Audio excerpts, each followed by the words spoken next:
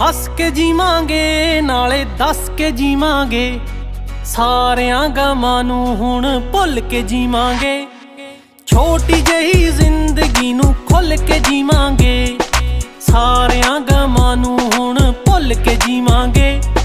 ਛੋਟੀ ਜਿਹੀ ਜ਼ਿੰਦਗੀ ਨੂੰ ਖੁੱਲ ਕੇ ਜੀਵਾਂਗੇ, ਸਾਰਿਆਂ ਗਮਾਂ ਨੂੰ ਹੁਣ ਭੁੱਲ ਕੇ ਜੀਵਾਂਗੇ।